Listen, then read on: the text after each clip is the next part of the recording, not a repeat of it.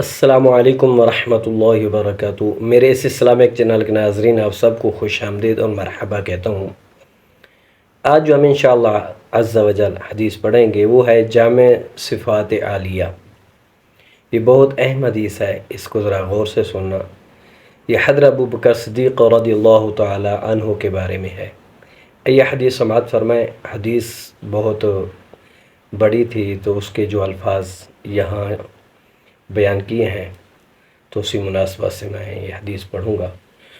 عن ابی ہریرہ رضی اللہ تعالی عنہ قال قال رسول اللہ صلی اللہ علیہ وآلہ وسلم من اصبح قال ابو بکر رضی اللہ تعالی عنہ انا فقال رسول الله صلى الله عليه وآله وسلم ما اجتمعنا في امرئ إلا دخل الجنة۔ یہ حدیث حضرت ابو ہریرہ رضی اللہ تعالی عنہ اس کے راوی ہیں۔ فرماتے ہیں رسول اکرم صلی اللہ علیہ وآلہ وسلم نے دریافت فرمایا کہ آج تم میں سے کس نے روزہ رکھا ہے؟ اعلان فرمایا ہے میرے پیارے صحابہ، جتنے بھی صحابہ کرام رضوان اللہ تعالی علیہم اجمعین بیٹھے ہوئے تھے، میرے آقا نے فرمایا آج کس نے روزہ رکھا ہے؟ حضرت ابو بکر صدیق رضی اللہ تعالی عنہ نے کہا میں نے۔ آپ صلی اللہ علیہ وآلہ وسلم نے ارشاد فرمایا آج تم میں سے کون جنازے میں شامل ہوا؟ تو حضرت ابو بکر صدیق رضی اللہ تعالی عنہ نے کہا میں۔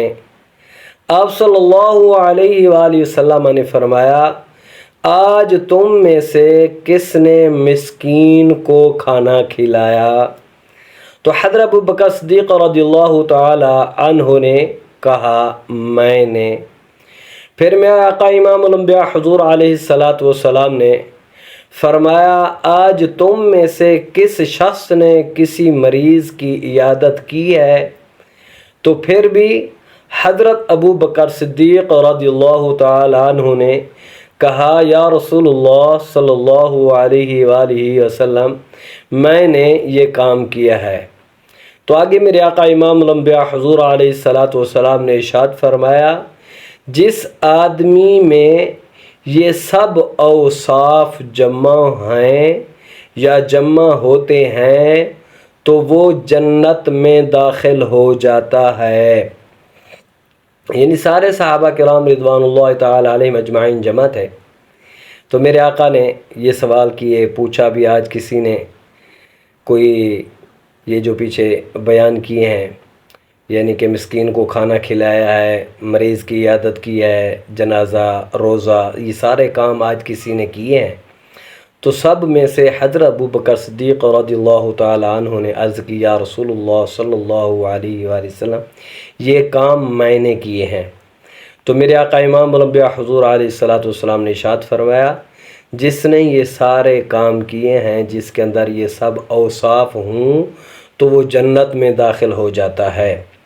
تو یہ حدیث شریف جو ہے صحیح مسلم کی شریف کے اندر موجود ہے۔ فضائل صحابہ باب من فضائل ابو بکر رضی اللہ تعالی عنہ، اور حدیث کا نمبر ہے 6182۔ دعا ہے اللہ تعالی ہم سب پر اپنا خصوصی فضل و کرم فرمائے اور ہمیں صحابہ کرام رضوان اللہ تعالی علیہم اجمعین کے قدمیں اور نقش قدم پر چلنے کی توفیق عطا فرمائے۔